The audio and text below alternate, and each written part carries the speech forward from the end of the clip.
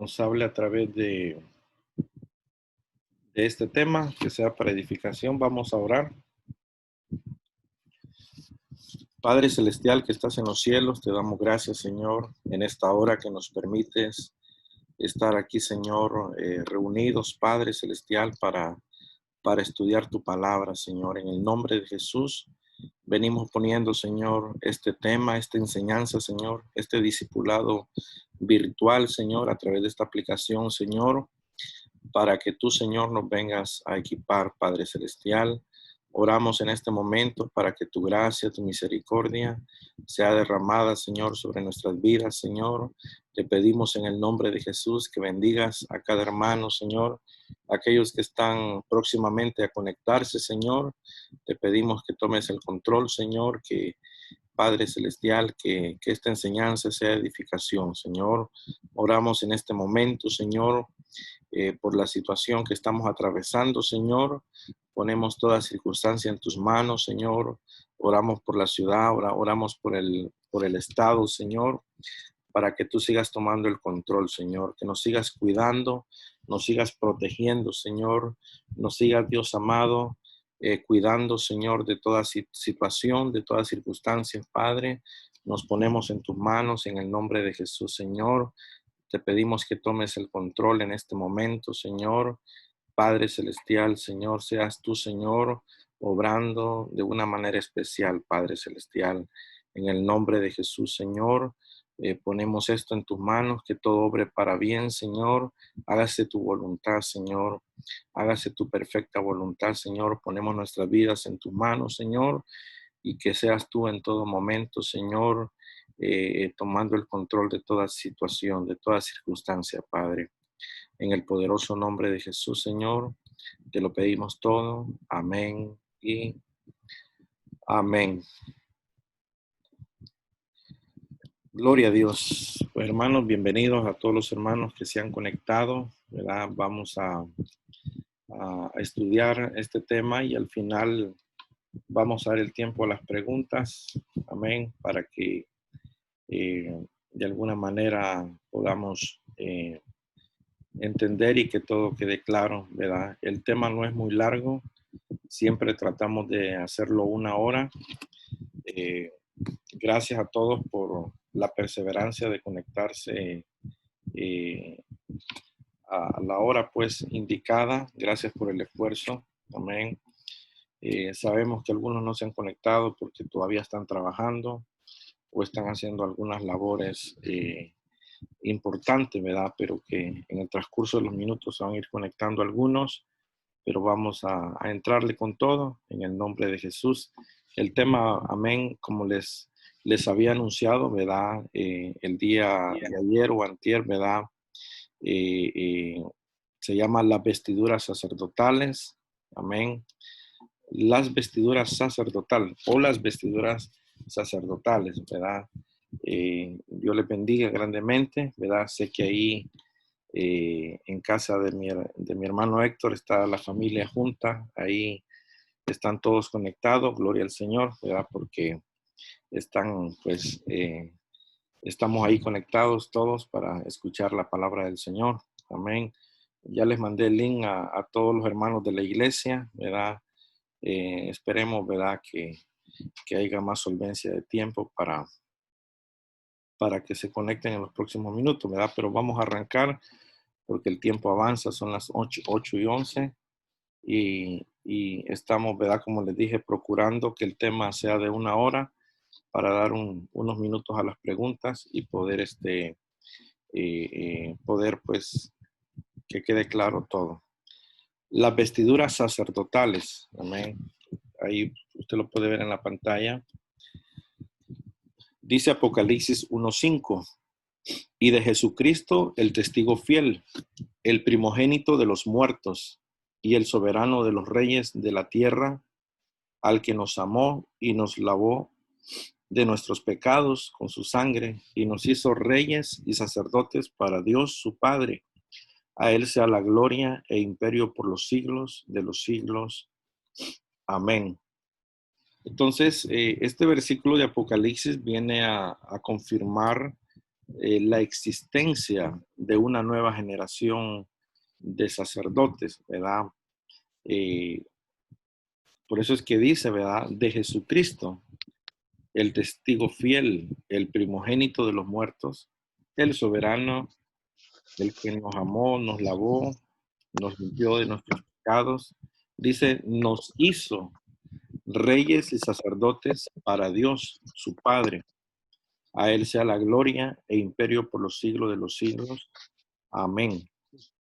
Entonces, aquí como que estuviera hablando en tiempo pasado y nos hizo reyes y sacerdotes para, para Dios, su Padre. Ah, para la Biblia, sí. ¿Verdad? Entonces, bienvenidos todos, hermano Luis, bienvenido, gracias por conectarse. Bienvenidos todos, hermanos. Entonces, estamos en Apocalipsis 1:6, ¿verdad? Y nos hizo reyes y sacerdotes para Dios. ¿Quién nos hizo reyes y sacerdotes para Dios? Jesucristo, ¿verdad? El primogénito de los muertos. O sea, Jesucristo es Dios, ¿verdad?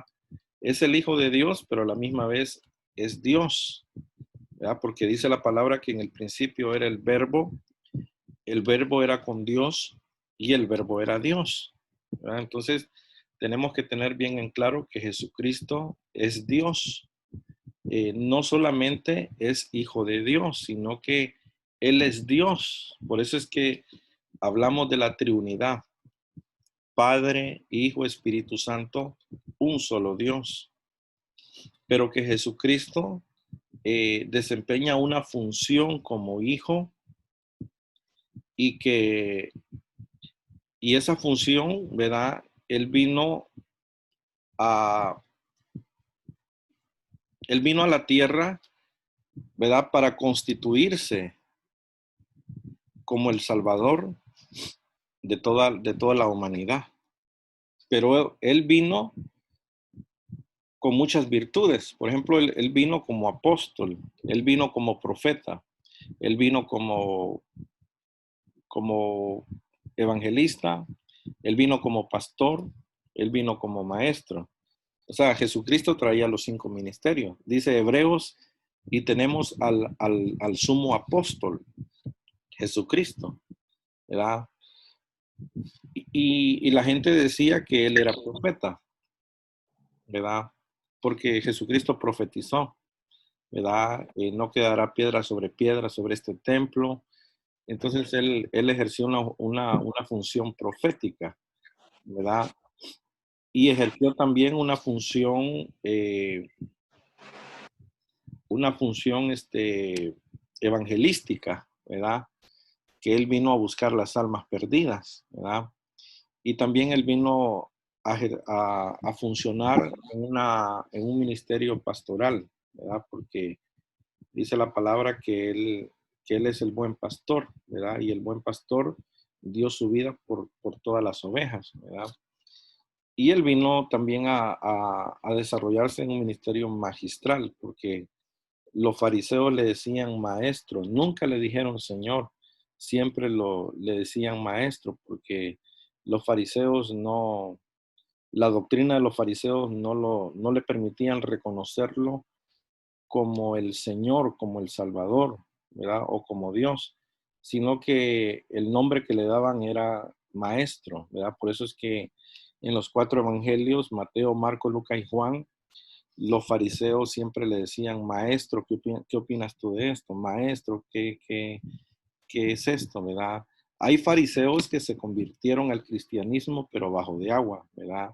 Eh, la Biblia habla pues de un fariseo que visitó a Jesús de noche, ¿verdad? No me recuerdo el nombre en este momento, pero ahí aparece en la palabra del Señor el nombre de este fariseo. Déjeme acordarme. Que el Señor le dijo que era necesario nacer de nuevo, ¿verdad? Bueno, a ver si me recuerdo el nombre más adelantito, pero Nicodemo. Nicodemo era un fariseo que visitó a Jesús de noche porque estaba interesado, ¿verdad? algo le llamaba la atención de Jesucristo. No solamente lo miraba como el maestro, sino que lo miraba ya como Dios, ¿verdad? Como el Hijo de Dios. Entonces Nicodemo, ¿verdad? Tuvo un convertimiento porque el Señor le dijo, tienes que nacer de nuevo. Eh, Nicodemo no entendía, ¿verdad? Pero Jesús le explica que tiene que nacer del agua y del espíritu, o sea, aceptar a Jesucristo y bautizarse y de esa manera poder entrar al reino de los cielos, ¿verdad? Entonces, tenemos la convicción de que Nicodemo se volvió un discípulo de Jesús, ¿verdad? Convertido, ¿verdad? Gloria al Señor por eso. Pero aparte de que Jesús se desarrolló en los 5 ministerios, también él se desarrolló en el ministerio sacerdotal, ¿verdad? Porque el ministerio sacerdotal se ve muy claro en toda la ley, desde Génesis hasta Zacarías, el último libro de la, del Antiguo Testamento, ¿verdad? Vemos pues la operación del sacerdocio, de los sacerdotes, ¿verdad? Pero en el Nuevo Testamento vemos, eh, vemos otro mover. O sea que el mover de la ley era diferente al mover de la gracia, ¿verdad? Porque han habido 2 pactos, el pacto de la ley y el pacto de la gracia. Por ejemplo, en la ley, ¿qué había? Había reyes, había rey, había profeta y había sacerdote. Esos eran los 3 ministerios que habían: rey, profeta y sacerdote. Ya en el Nuevo Testamento aparecen los 5 ministerios: apóstol, profeta, evangelista, pastor y maestro, ¿verdad? O sea que el ministerio cambió, o sea, un nuevo pacto, un nuevo ministerio. Y entonces, pero también el sacerdocio, el sacerdocio cambió, ¿verdad? Porque todos los sacerdotes venían de la tribu de Leví. A la tribu de Leví se le dio el privilegio de que ellos ministraran el sacerdocio, ¿verdad? Dentro del tabernáculo habían sacerdotes y estaba el sumo sacerdote, que solamente era uno. O sea que sacerdotes eran un montón, pero sumo sacerdote solamente uno, ¿verdad? Eh, Aarón era un sumo sacerdote, pero también estaban los sacerdotes. Entonces, hay una diferencia entre sacerdote y sumo sacerdote. No es lo mismo, ¿verdad? El sumo sacerdote es el que entraba hasta el lugar santísimo. Recordemos que el tabernáculo tenía tres divisiones, estaba clasificado en 3: el atrio, el lugar santo y el lugar santísimo. El atrio era el patio. El pueblo llegaba hasta el atrio, ¿verdad? En el atrio se presentaban 2 sacrificios al día, un sacrificio en la mañana y un sacrificio en la tarde. O sea que el pueblo tenía la elección de llevar 2 ofrendas diarias al tabernáculo, en la mañana y en la tarde, ¿verdad? Todos los días, excepto el día sábado, porque era el día de reposo, ¿verdad? Y entonces, ¿por qué no guardamos el sábado? ¿Verdad? Porque ya Cristo dice que Cristo le puso fin a la ley y es el comienzo de la gracia, y que en Cristo ya no hay día y noche, sino que Él es nuestro reposo, o sea, Él es todo, ¿verdad? Entonces, por eso es que cambia todo, ¿verdad? Pero le estoy explicando que en el tabernáculo estaba clasificado entre grupos. El pueblo llegaba hasta el atrio. Los sacerdotes ministraban en el atrio y en el lugar santo. No podían entrar al lugar santísimo, ¿verdad? ¿Qué había en el atrio? El altar de bronce, el altar del sacrificio, ¿verdad?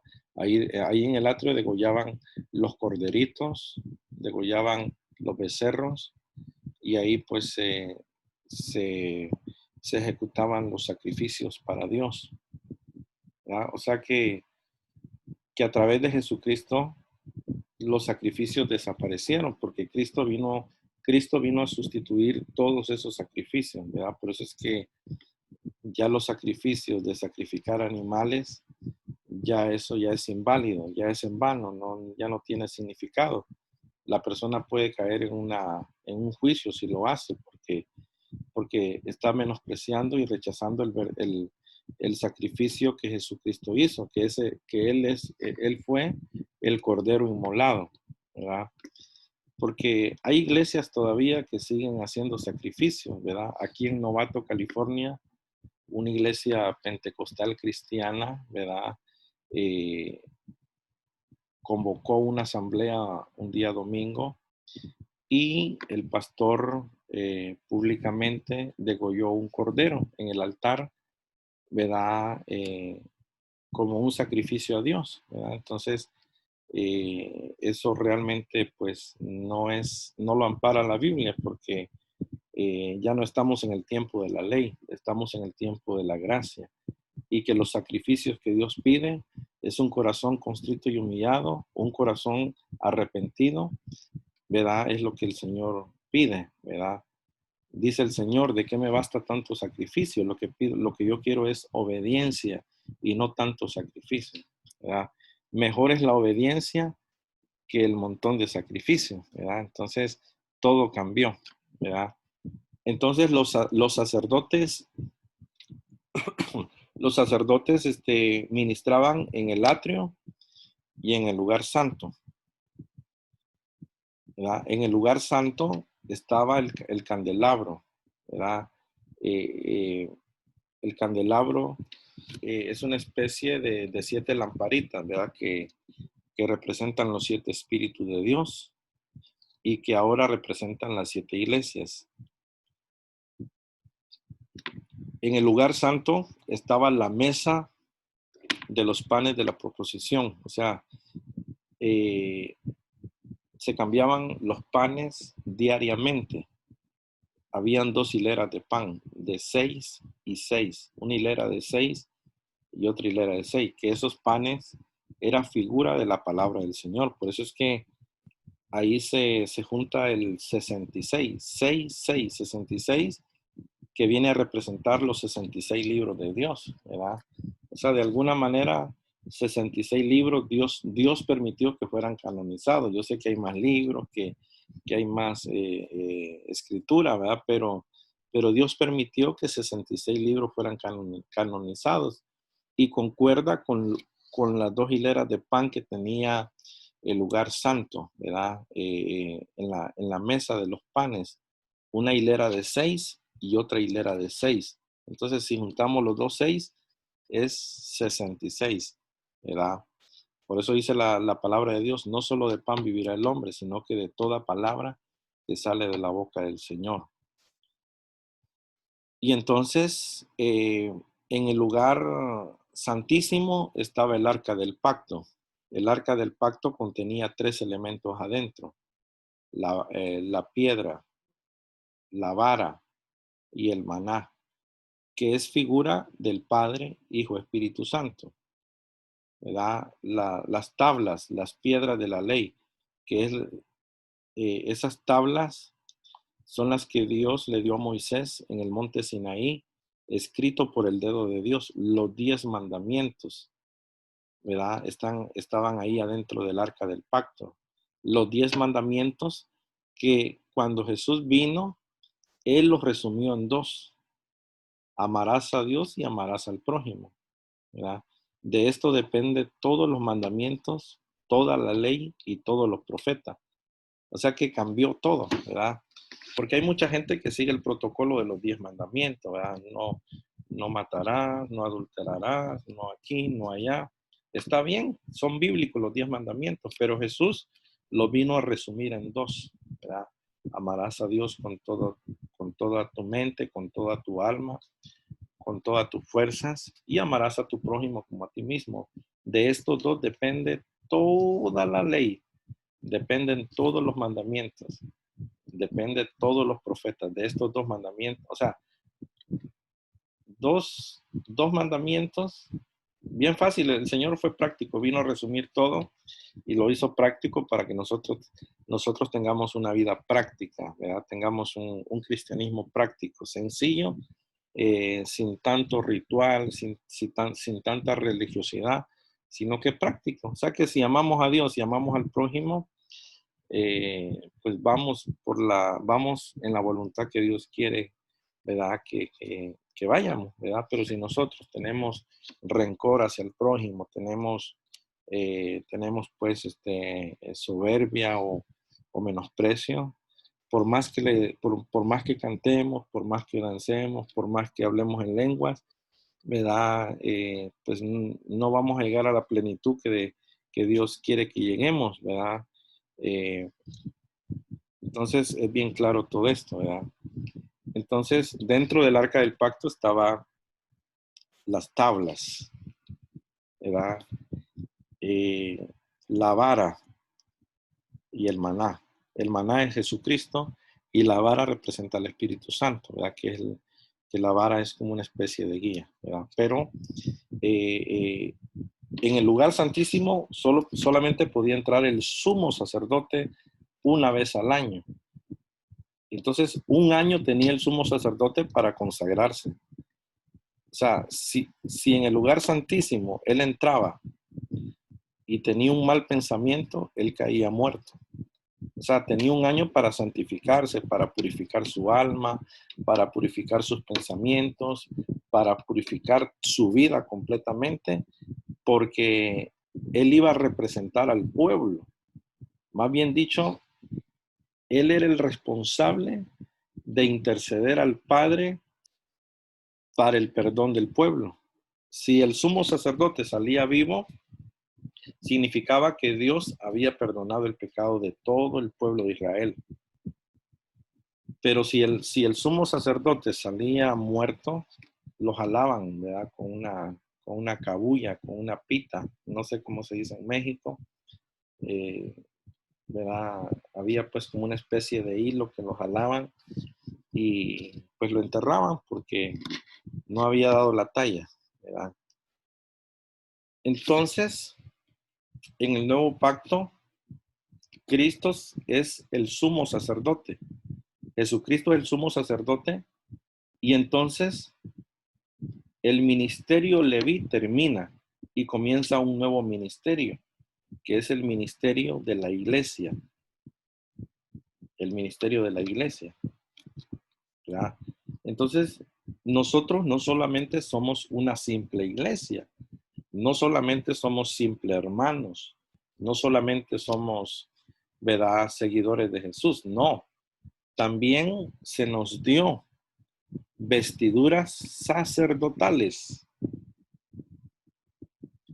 algo bien poderoso, porque en el paquete que Dios nos está entregando van las vestiduras sacerdotales. Más bien dicho, somos sacerdotes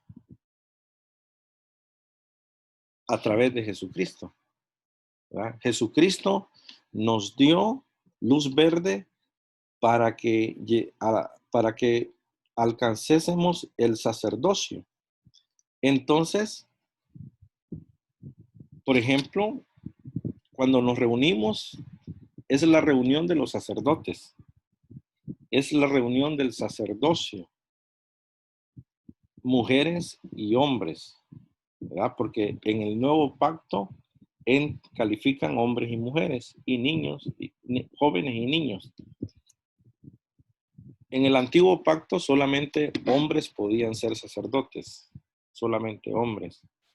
Pero ya en Jesucristo las mujeres califican, ¿verdad? Gloria al Señor, porque de alguna manera Dios pone igualdad. Ya le voy a mostrar el versículo donde dice eso, ¿verdad? Entonces, nosotros ahora somos sacerdotes, ¿verdad? Cuando uno escucha la palabra sacerdote, yo antes tenía el concepto, cuando era pequeño tenía el concepto de que los sacerdotes eran los que estaban en la iglesia católica. El sacerdote, el cura, le decíamos nosotros.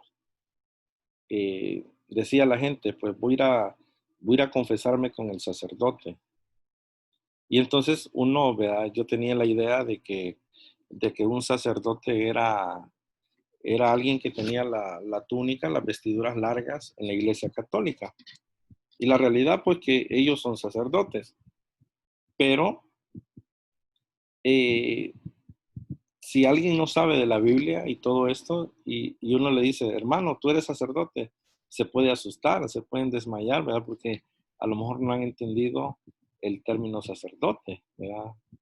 Pueden decir, entonces me estás haciendo católico. No, en ninguna manera, ¿verdad? La palabra sacerdote aparece en la Biblia, ¿verdad? Inclusive el versículo que acabamos de leer dice, y nos hizo reyes y sacerdotes para Dios. Mire qué tremendo que dice la palabra que somos de Jesús, somos de Él, ¿verdad? De todos los que me diste, ninguno se perdió, excepto el hijo de perdición, ¿verdad? Pero Jesucristo, Él tiene tanta gratitud que toda la nueva generación de sacerdotes, Él se los entrega al Padre. Él decide no quedarse con nada. Dice, y nos hizo reyes y sacerdotes para Dios, para su Padre, no para Él mismo, sino que para Él, para el Padre. O sea que el Señor aprendió a despojarse de todo. Dice que Él se despojó totalmente de todo y que el Señor, vea, no le importa si él tiene título o no tiene título.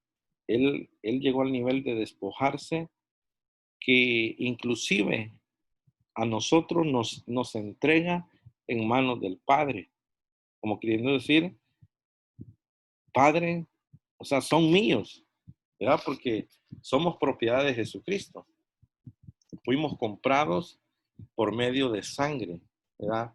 Somos propiedad de Jesucristo, pero aún siendo propiedad de Jesucristo, Él viene y dice, no, yo no retengo nada para mí, todo lo rindo a los pies del Padre. Y viene y se despoja de toda esta generación que somos nosotros, reyes y sacerdotes, y los rinde ante el Padre, porque él aprendió a despojarse y dárselo todo al Padre. Qué glorioso, ¿verdad? Qué glorioso, porque ese es el nivel que nosotros debemos alcanzar, que todo lo que tenemos debemos entregárselo a Él, a Él. El ministerio, el sacerdocio, el privilegio, el talento, todo debemos rendírselo al Señor. Como dice la alabanza, nada tengo de mí mismo, todo me lo diste tú, por lo cual todo es tuyo, Señor.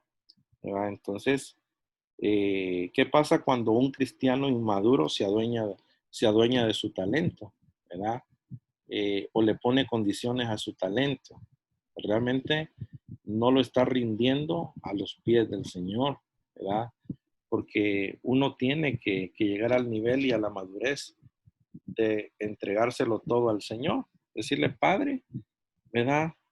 A mí no me... Llegar al nivel de que no nos interesen los títulos o los nombres, ¿verdad? ¿Verdad? Porque hay muchas personas que se afanan por querer ser profetas, que les digan profetas, o que les digan evangelistas, o que les digan pastor, ¿verdad? Hay un afán terrible, ¿verdad? Pero la realidad es que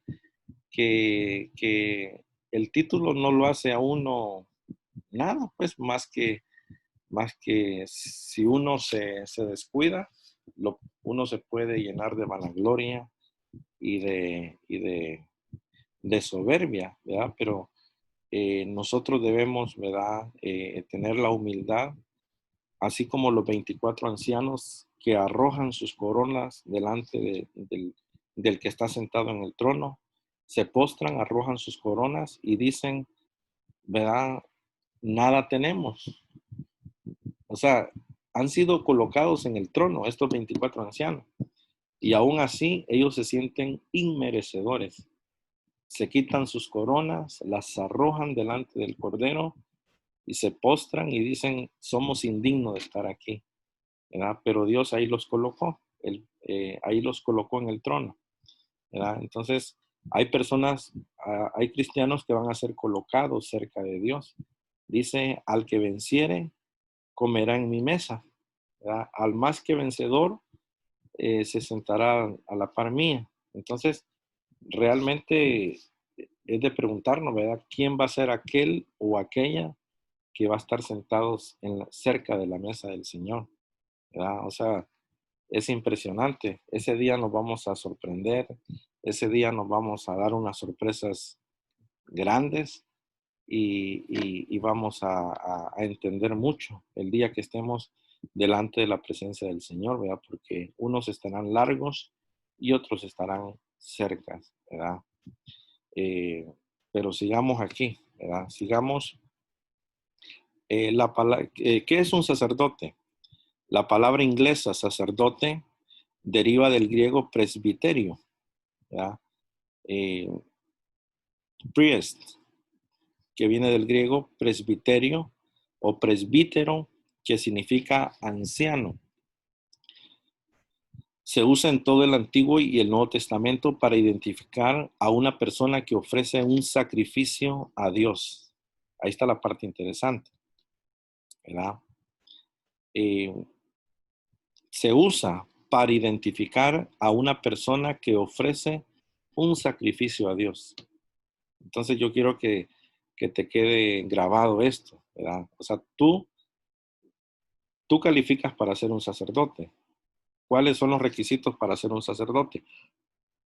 Haber aceptado a Cristo, haberte bautizado, tener cobertura, participar de la Santa Cena del Señor. Pues esos son los requisitos, ¿verdad? Para unos constituirse en un sacerdote, ¿verdad? Entonces, una vez que uno ya es un sacerdote, entonces uno está apto para ofrecer sacrificios a Dios. Amén. Nosotros, por ejemplo, ¿cómo ofrecemos sacrificios a Dios? Hay sacrificios espirituales y hay sacrificios materiales. Por ejemplo, ¿cuáles serían los sacrificios espirituales? El congregarse, el leer la palabra, orar, ayunar, adorar, buscar la presencia del Señor, levantar las manos, derramarse, ¿verdad? Es un sacrificio. Ofrecer el corazón es otro sacrificio. Sacrificios espirituales, ¿verdad? Eh, eh, y los sacrificios materiales, ¿verdad? Son, por ejemplo, el diezmo. El diezmo es un sacrificio material, pero espiritual, ¿verdad? Porque cuando una persona diezma, está dando su tiempo en calidad de dinero, ¿verdad? Porque está dando horas de trabajo en calidad de dinero que se constituye en un sacrificio vivo, santo y agradable para el Señor, una ofrenda, ¿verdad? Por eso es que dice la palabra que tenemos que estar dando ofrendas constantemente al Señor, ¿verdad? Imagínense que Israel daba 2 ofrendas diarias, o sea que eran 6 días, 6 por 4, 24, 24 por 2 eran 24 más 24, 48, ¿verdad? 48 ofrendas mensuales daba el pueblo de Israel. Bueno, los que eran fieles llegaban al nivel de dar 48 ofrendas, ¿verdad? Al mes. O sea, ofrendas eh, monetarias, ¿verdad? Ofrendas de que llevaban un becerro, llevaban un cabrito, o llevaban repollo, o llevaban siembra, ¿verdad? Lo llevaban en calidad pues de agricultura o no sé yo, o en calidad de oro. Dice que llevaban bronce, oro, plata, dependiendo el tipo de ofrenda que querían dar, ¿verdad? Pero la orden era nadie se presente a Jehová con manos vacías, ¿verdad? Sino que cada quien traiga una ofrenda agradable al Señor, ¿verdad? Entonces, gloria al Señor, ¿verdad? Gloria al Señor, ¿verdad? No debemos nosotros cansarnos de estarle dando ofrendas constantemente al Señor. Es una bendición y es un privilegio estar ofrendando al Señor constantemente, ¿verdad? Es una bendición y somos bendecidos más cuando ofrendamos, ¿verdad? Entonces, un sacerdote es aquel que ofrece sacrificios a Dios. Entonces, si tú cantas, si tú diezmas, si tú, ¿verdad? Adoras al Señor, eres un sacerdote, ¿verdad? Estás en la dimensión de sacerdotes.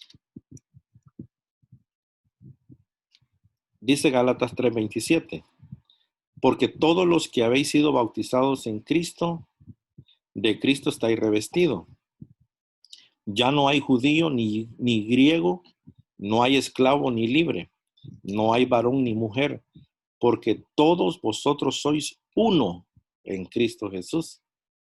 O sea, la diferencia entre la ley y la gracia. Y cuando lo aplicamos aquí al sacerdocio, le dije pues que en la ley solo varones podían ejercer el sacerdocio. En Cristo dice que ya no hay judío, ni griego, ni esclavo, ni libre. No hay varón ni mujer, porque todos vosotros sois uno en Cristo Jesús. Entonces, cuando Cristo, como el sumo sacerdote, él muere en la cruz del Calvario, dice que el velo se rompió. ¿Pero qué velo se rompió? El velo que dividía entre el lugar santo y el lugar santísimo.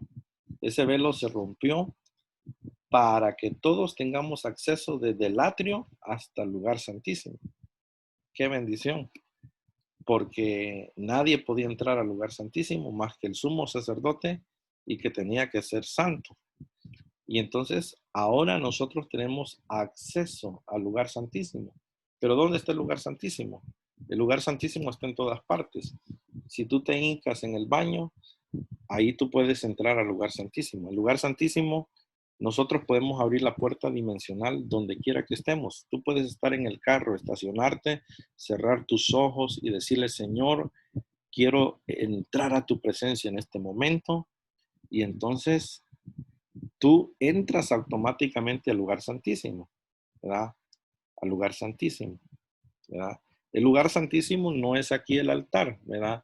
Le voy a explicar, ¿verdad? Nosotros en el templo tenemos que entender el templo de una manera espiritual y no una manera religiosa, ¿verdad?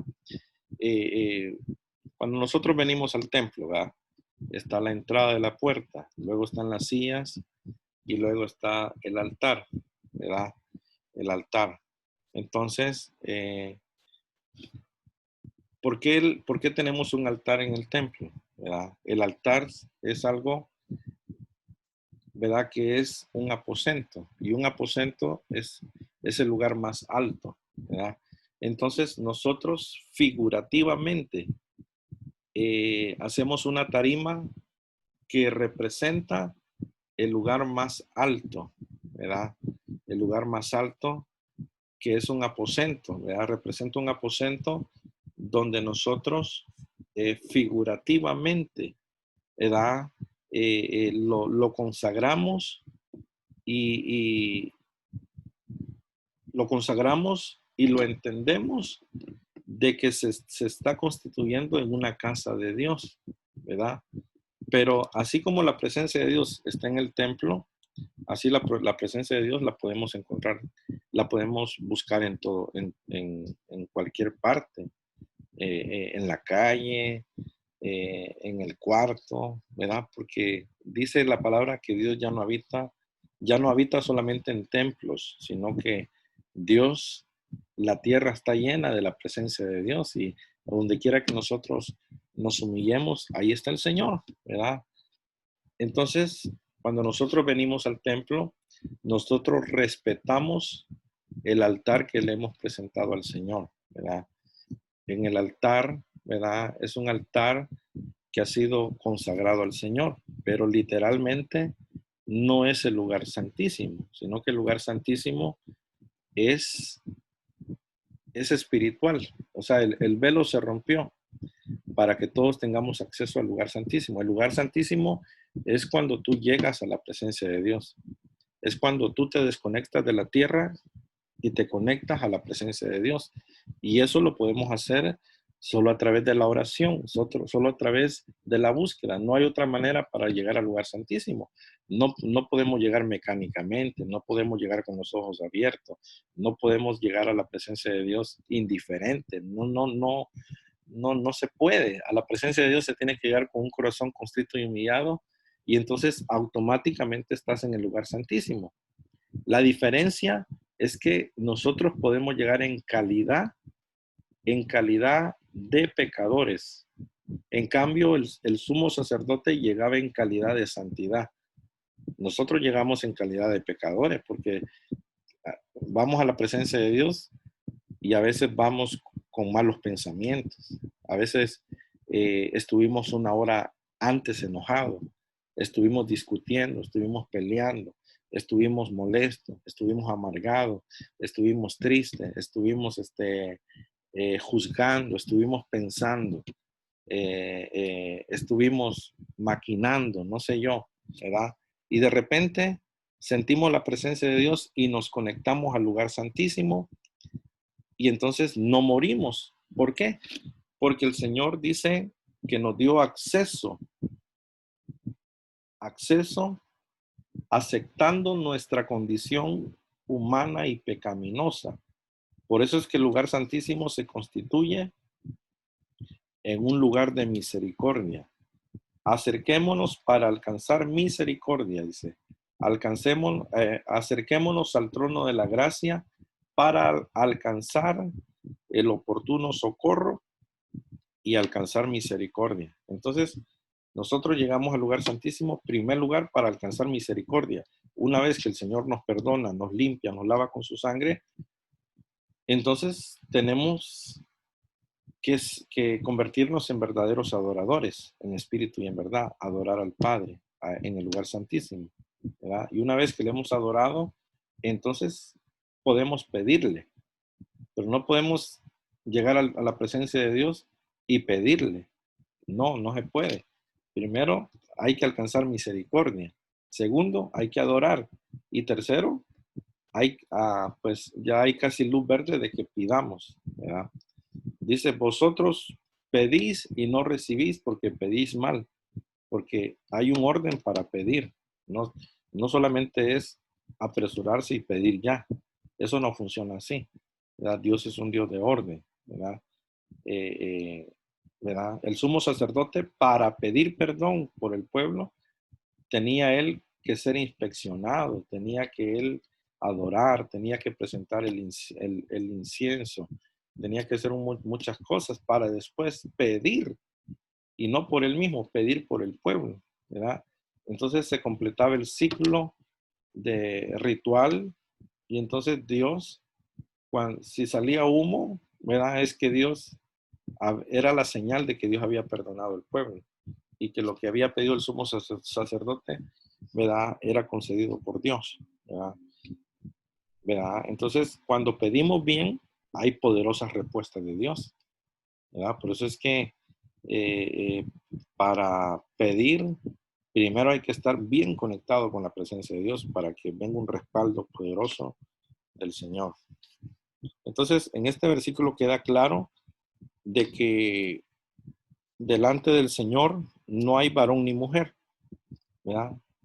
Y entonces, ¿dónde queda que el varón es cabeza? O sea, el varón es cabeza, pero, eh, eh, pero la mujer también tiene sacerdocio. Por lo tanto, la iglesia se vuelve una iglesia de sacerdotes y sacerdotas, ¿verdad?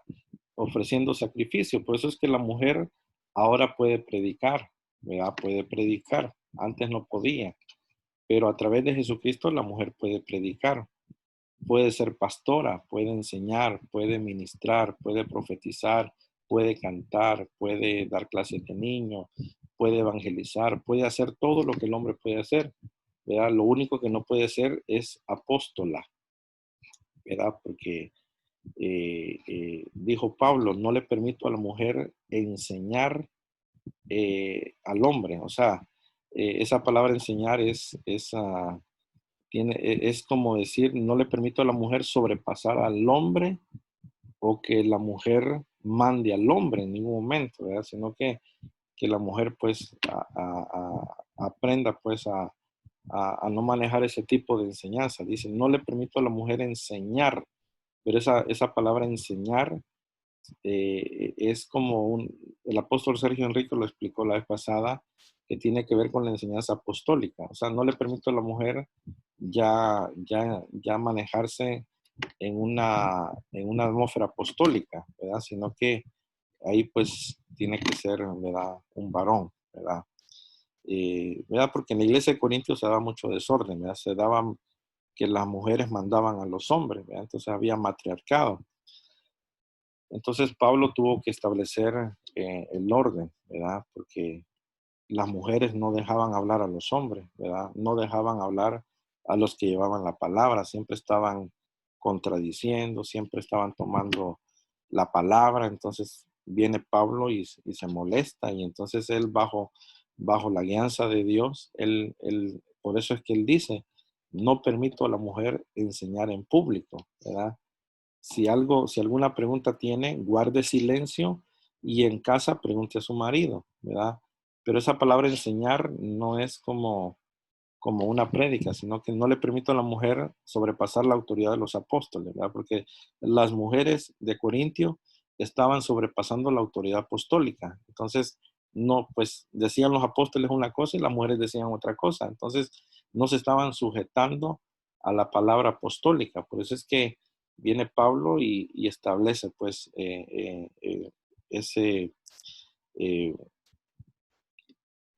el orden, ¿verdad? Decir, no permito a la mujer enseñar, ¿verdad?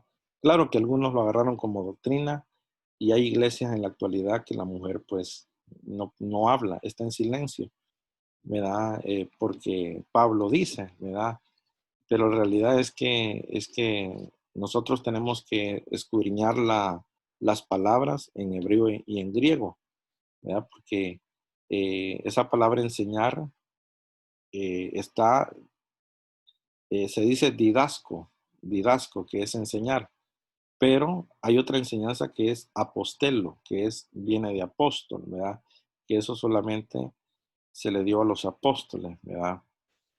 Entonces, la mujer puede hacer todo menos ser apóstol, ¿verdad?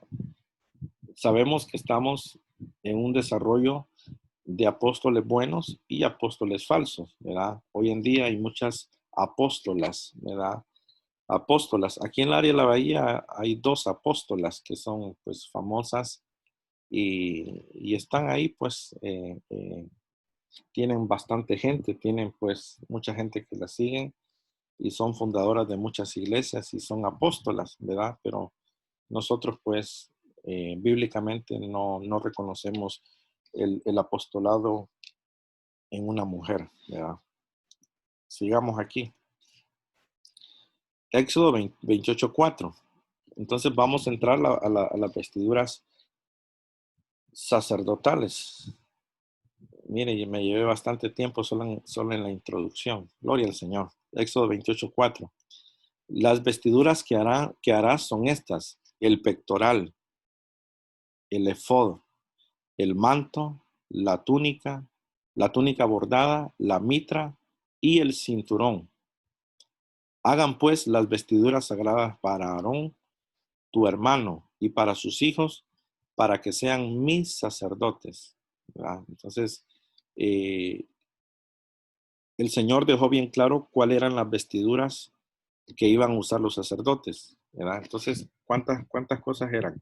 El pectoral, el efod, el manto, la túnica, la mitra y el cinturón. El cinturón, pectoral 1, efod 2, el manto 3, la túnica 4, la mitra 5 y el cinturón 6.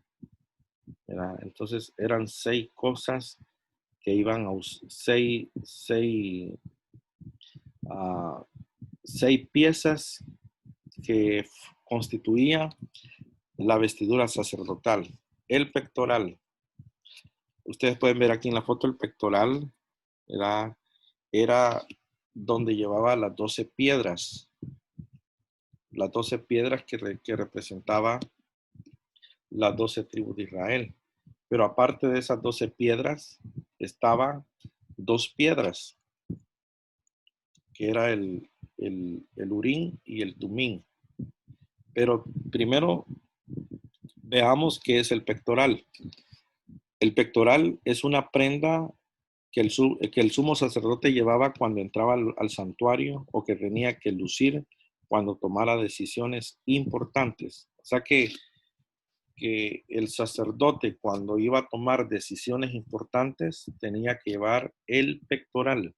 Oiga bien, para tomar decisiones importantes tenía que llevar el pectoral en el pecho. ¿Y cuál era el propósito del pectoral? Éxodo 28:30. Y pondrás en el pectoral del juicio, así se llamaba, el pectoral del juicio. Y pondrás en el pectoral del juicio Urín y Tumín, para que estén sobre el corazón de Aarón cuando entre delante de Jehová. Y llevará siempre a Aarón el juicio de los hijos de Israel sobre su corazón delante de Jehová. ¿Verdad? ¿Por qué se llamaba el pectoral del juicio? En la versión Torres Amat, el mismo versículo, que es una versión también bien antigua y original, dice: sobre el pectoral, para impartir justicia, pondrás el Urín y el Tumín. O sea que el pectoral del juicio era para impartir una justicia justa, ¿verdad? Y entonces tenía que llevar dos piedras, el Urín y el Tumín, ¿verdad? Para poder tomar una decisión bien importante, para poder tomar la decisión correcta, ¿verdad? Tenían que consultar al Urín y al Tumín. ¿Qué es el Urín y qué es el Tumín? ¿Verdad? Urín significa luces y Tumín significa perfecciones. Entonces, el sumo sacerdote usaba estos dos objetos para averiguar cuál era la voluntad de Dios con respecto a asuntos de dudosa posibilidad que tenían que ver con el bienestar de la nación. O sea que las decisiones no tenían que tomarlas alocadamente. Las decisiones tenían que ser bien consultadas bajo la dirección correcta de Dios y que tenían que usar estas dos piedras que significan luces y perfecciones. Entonces, si nosotros somos los sacerdotes postreros o somos la generación de los nuevos sacerdotes, nosotros tenemos que tener pectoral del juicio en nuestra vestidura sacerdotal. Claro que ya no lo tenemos literalmente, lo tenemos espiritualmente. Entonces, estas dos piedrecitas representan luces y perfecciones. Luces y perfecciones. ¿Qué significa esto? Significa luces, significa Cristo, y perfecciones, el Espíritu Santo. Entonces, el pectoral cubre el corazón. Y entonces, nuestro corazón tiene que estar cubierto de Cristo y del Espíritu Santo. ¿Por qué luces? O sea, el Urín representa a Cristo. ¿Por qué? Porque Cristo es la luz, ¿verdad? Yo soy la luz del mundo. El que me sigue no andará en tinieblas. Entonces, si nosotros tenemos Urín, si tenemos a Cristo, automáticamente tenemos el Urín en nuestro pectoral, que están cubriendo nuestro corazón. Y Tumín, que es perfecciones, representa al Espíritu Santo, porque el Espíritu Santo nos está perfeccionando, ¿verdad?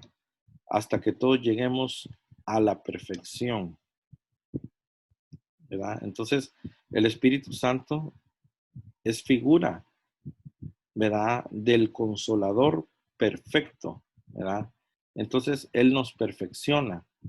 Entonces, nosotros debemos tener luz y perfección para no tener dudas en nuestra vida espiritual, sino que tengamos claridad, solvencia, no seamos cristianos dudosos, no seamos cristianos indecisos, sino que estemos realmente con luz, con claridad, ¿verdad? Que estemos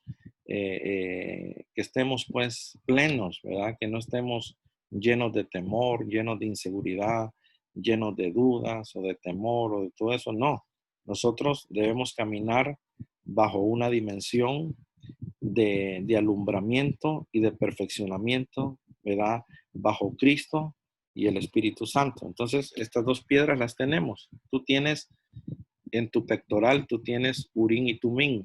Tienes a Cristo y tienes al Espíritu Santo, ¿verdad? Qué bendición, ¿verdad? Porque tenemos pectoral. Entonces, como sacerdote, tú tienes que acordarte que tienes pectoral y que estas dos piedras vas a consultar a Cristo. O sea que esas piedras las tiraban así, literalmente, las tiraban como dados, no sé yo, así como tiran los dados, tiraban las dos piedras y alguna señal tenían que dar esas piedras, ¿verdad?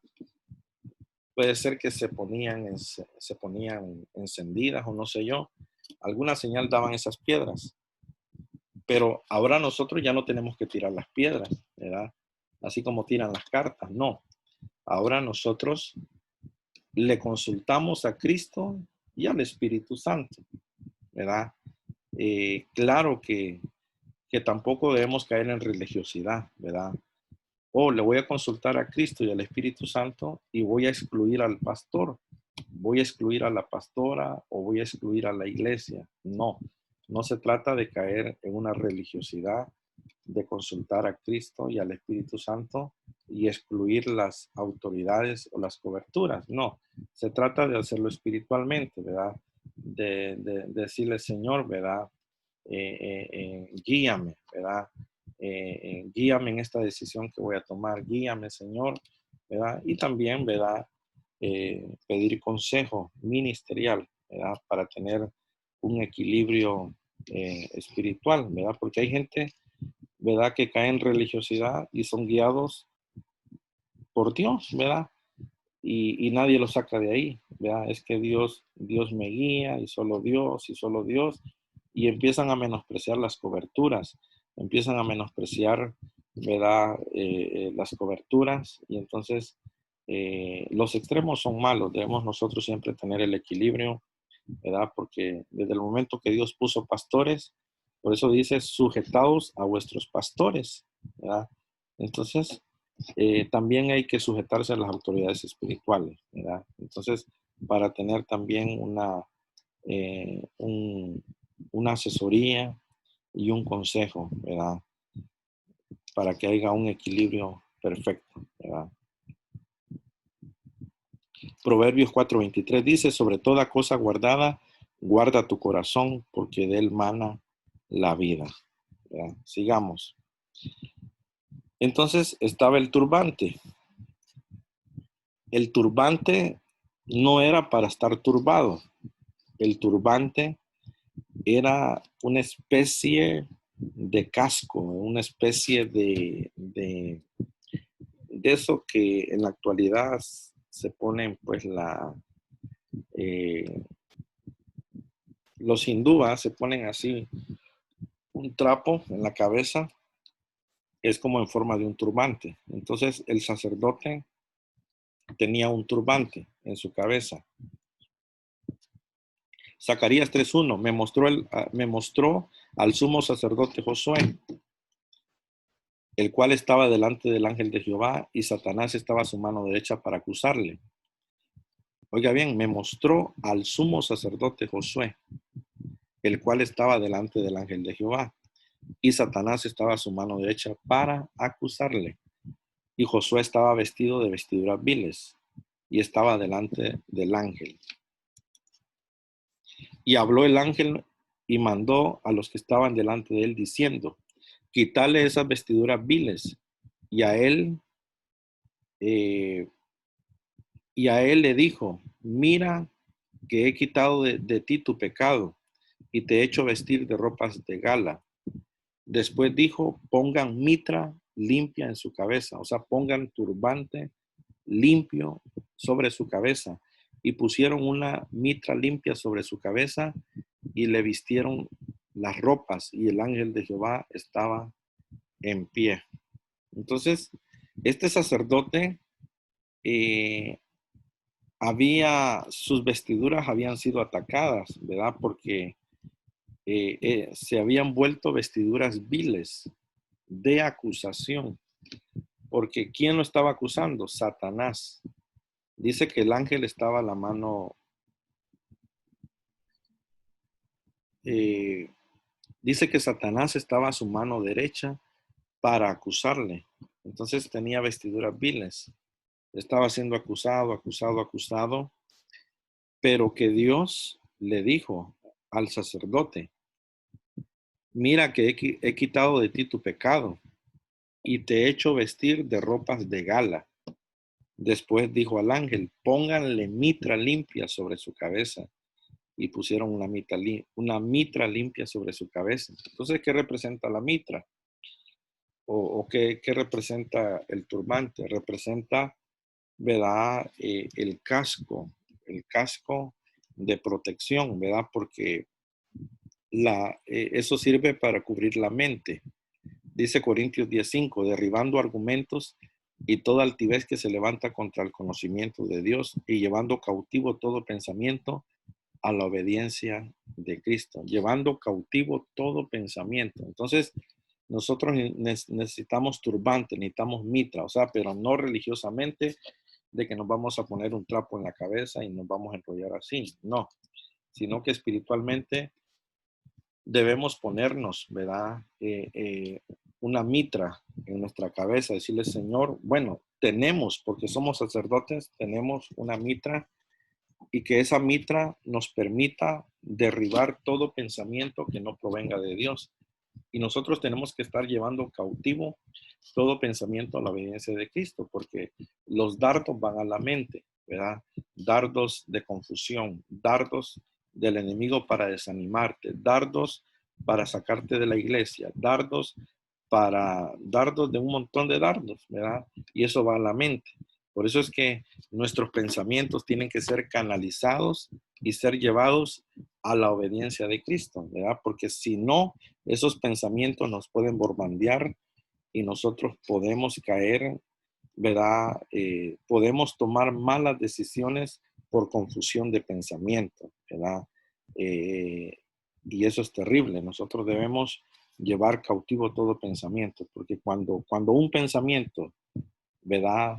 No viene de Dios y te quita la paz, es de ponerse a orar, es de reprenderlo, de atarlo y llevarlo cautivo a la obediencia de Cristo, para que tengamos paz en nuestra mente, para que tengamos limpio nuestros pensamientos y entonces tengamos la mente de Cristo,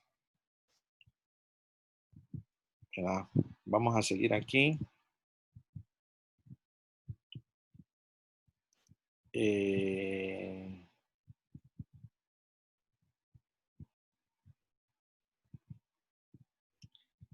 El cinturón, ¿verdad?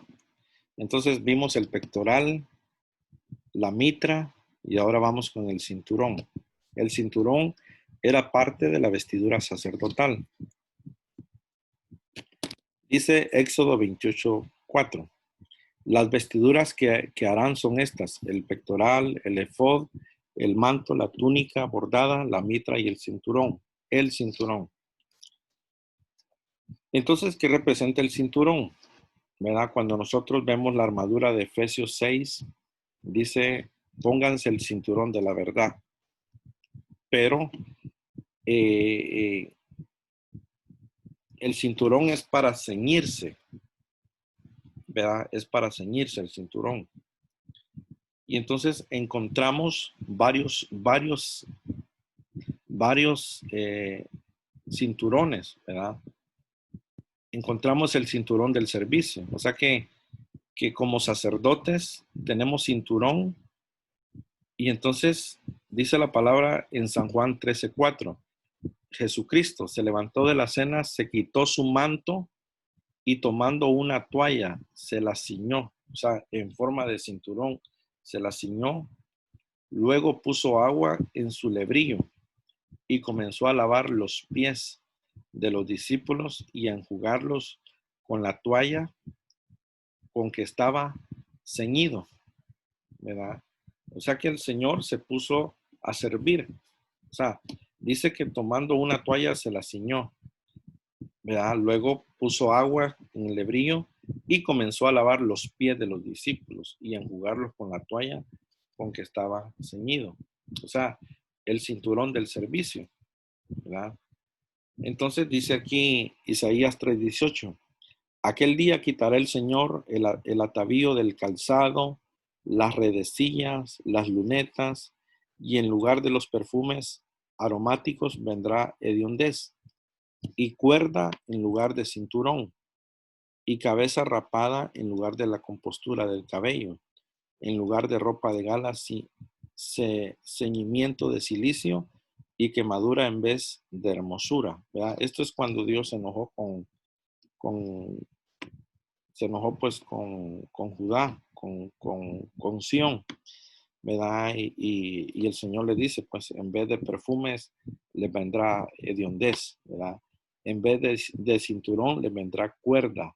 O sea, en vez de cinturón les va a venir cuerda. Entonces, las cuerdas son especie de lazos. Dice la palabra, no caigáis en lazos del cazador, ¿verdad? En cuerdas del cazador. Entonces, nosotros no debemos tener cuerdas o lazos, debemos tener cinturón, ¿verdad? Porque muchos están ceñidos con lazos de cautiverio. Entonces, es un sacerdocio cautivo, ¿verdad? Entonces, nosotros no tenemos que ser parte de un sacerdocio cautivo, tenemos que ser parte de un sacerdocio de libertad, de liberación, ¿verdad?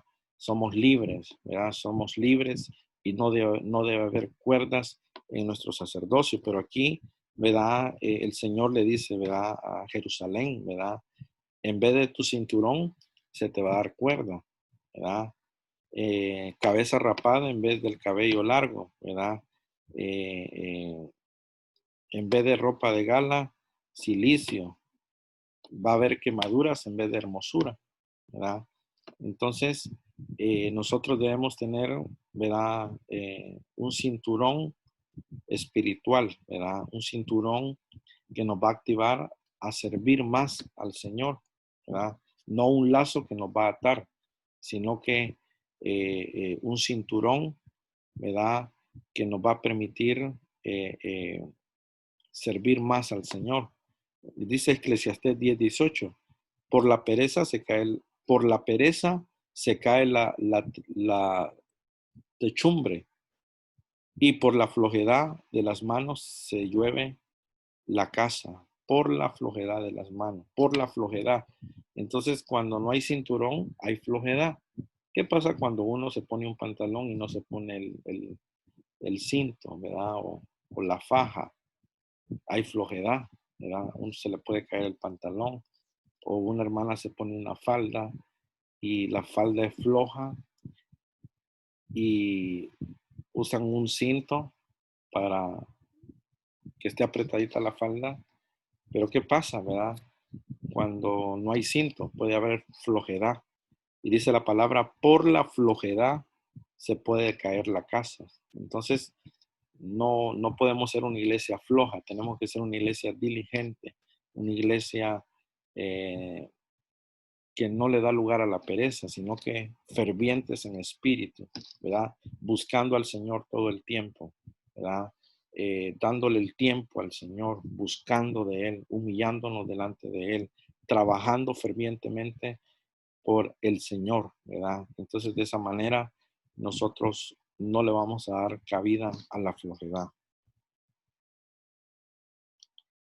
Necesitamos cinturones de poder, ¿verdad? 1 Samuel 2:4.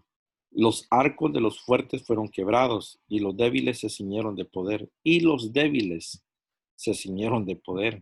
Mire, o sea, se pusieron cinturón de poder, ¿verdad? Entonces, dice la palabra, y recibiréis poder cuando haya venido sobre vosotros el Espíritu Santo. Recibiréis poder. ¿Para qué es el poder? Para vencer el mal, para romper cadenas, para romper ataduras, para romper maldiciones, para romper los ambientes del enemigo, para destruir las estrategias de Satanás. Para ese es el poder. Entonces, un cristiano tiene que estar empoderado, tenemos que estar empoderados, llenos del poder, porque si el enemigo nos agarra todo debilucho, hermanos, es un estrago terrible. Nosotros tenemos que contraatacar la oposición de Satanás, ¿verdad? Empoderándonos. Dice, y los débiles se ciñeron de poder. Dice la palabra, diga el débil, fuerte soy. Entonces, nosotros tenemos que tener un cinturón de poder, de poder. O sea, que, que realmente veamos, ¿verdad? Cadenas rotas a través del poder de Dios.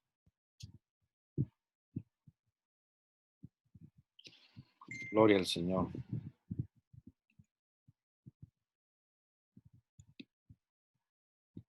Y entonces podemos ver que hubieron sacerdotes que no hicieron la voluntad del Señor. Jeremías 2:7. Y os introduje en tierra de abundancia para que comiese su fruto, su bien, para que entraseis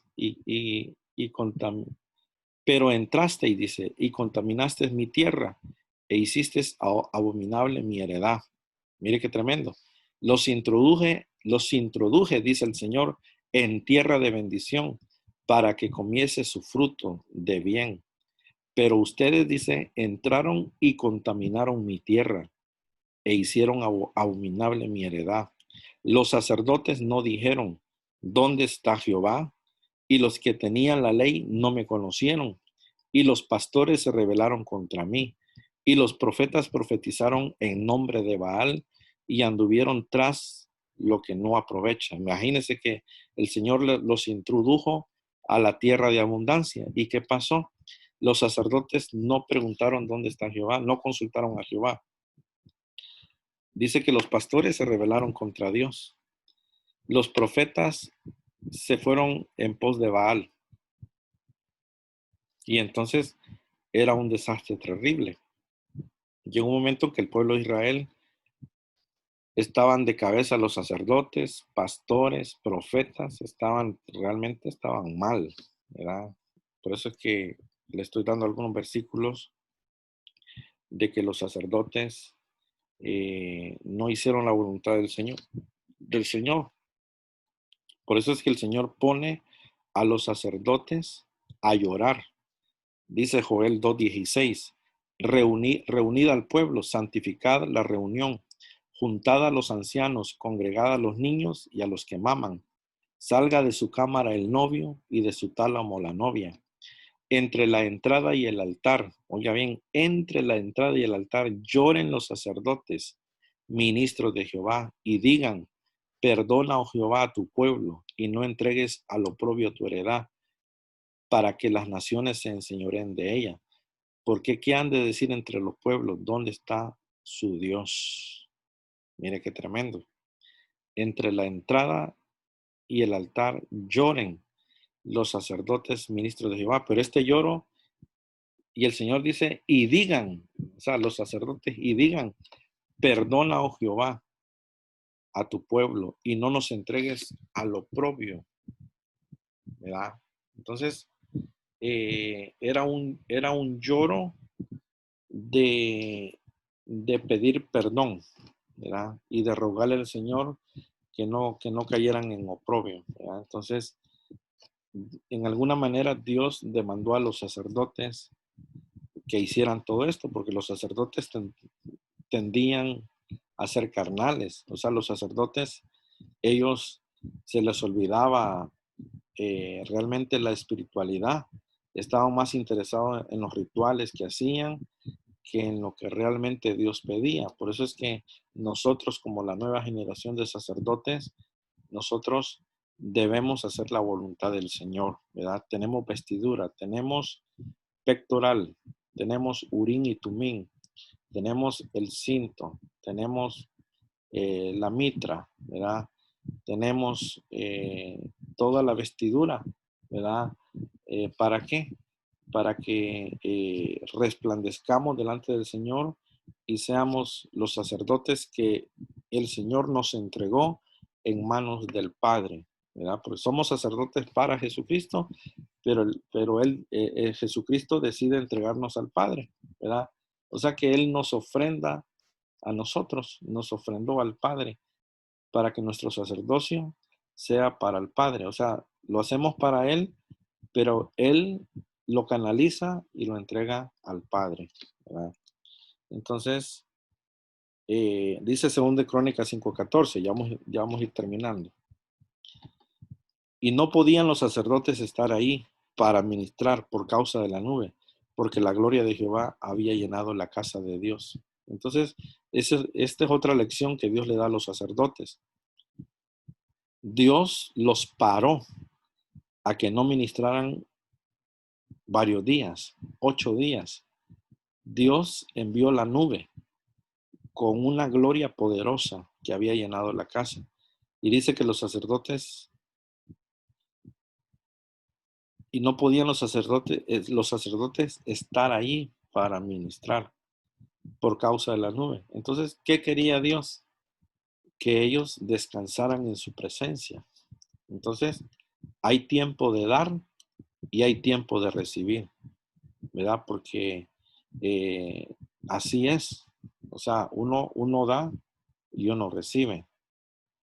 Aquí los sacerdotes estaban ellos preocupados porque ellos estaban más enfocados en dar, o sea, en ministrar. Pero Dios permitió que la nube se posara en el tabernáculo para que ellos aprendieran a meterse a la presencia de Dios. O sea que se rompieron los turnos sacerdotales. O sea, no había nada más que hacer que estar en la presencia de Dios, ¿verdad? Entonces Dios aquí también les da una lección a los sacerdotes, ¿verdad? Llega un momento en que puede ser que nosotros hagamos culto y el Espíritu Santo diga, pues no quiero que hagan nada más que se postren a adorar y estar ahí 2 horas, ¿verdad? O sea, se rompen los turnos sacerdotales, ¿verdad? Puede ser que no cantemos, puede ser que no prediquemos, puede ser que no demos tiempo para testimonios o no sé yo, más que, más que estar postrado en la presencia del Señor. Puede ser que eso se dé. Nosotros tenemos que estar abiertos a todo eso, ¿verdad? ¿Verdad? Entonces, también el que es oyente se tiene que conectar, porque si alguien está en YouTube viendo el servicio y de repente la presencia de Dios cae en el templo y no hay prédica, no hay nada más que estar adorando, también el que está viendo se tiene que unir al fluir, no se le tiene que ser aburrido, se tiene que unir al fluir y entonces tenemos, ¿verdad?, que captar la atmósfera, ¿verdad? Porque ahorita vamos a volver a los servicios virtuales, ¿verdad? Por el hecho que están las restricciones, ¿verdad? Que no se puede agrupar mucha gente, más que unos poquitos, ¿verdad? 10 personas para hacer pues una alabanza a puerta cerrada y, y no podemos estar pues 20 o 30, 40 personas por el momento. Entonces tenemos que hacerlo virtual. Entonces tenemos que siempre estar conectados. La gloria al Señor. Yo escucho testimonio de hermanos que dicen que han llorado en su casa, han sentido la presencia de Dios, han sido ministrados y qué bendición, ¿verdad? Porque puede ser que a alguien se le haya aburrido y se desconecte, ¿verdad? Cada quien, ¿verdad? Decide meterse y gloria al Señor por los que se esfuerzan, ¿verdad? Entonces, aquí los sacerdotes, Dios los quería ministrar, ¿verdad? no podían ellos ministrar, sino que al contrario, la nube los iba a ministrar a ellos, ¿verdad? Entonces, es bueno recibir y dar, ¿verdad? Es bueno, ¿verdad? Servir en la iglesia y todo, pero también, ¿verdad? Es bueno recibir. Y qué bendición es recibir y estar en la presencia del Señor, ¿verdad? Qué bendición o sea, tampoco los extremos son buenos, ¿verdad? Porque tampoco uno va a estar recibiendo todo el tiempo y nunca dar, ¿verdad? O sea, uno recibe para dar, ¿verdad? Entonces, eh, nosotros decidimos cuándo recibir y cuándo dar, ¿verdad? Por ejemplo, yo estoy predicando todo el tiempo, pero yo decido en mi casa recibir, meterme a la presencia de Dios. Vengo aquí al templo, a veces vengo a las 11 de la mañana, vengo, me encierro y me lleno de la presencia de Dios. Entonces estoy recibiendo, porque puede ser que en la noche tenga que dar.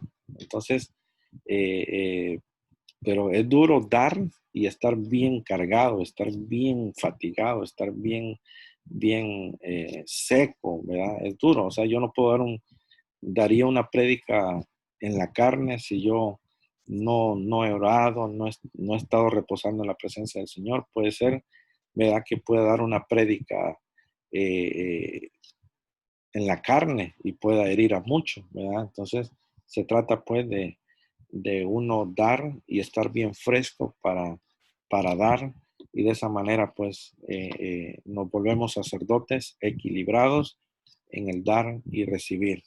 Amén. Entonces aquí vamos a terminar, ¿verdad? Veo que algunos se me salieron. No sé si nos agarró la tarde. Son las 9:29, ¿verdad? Vamos a dar el tiempo a las preguntas para que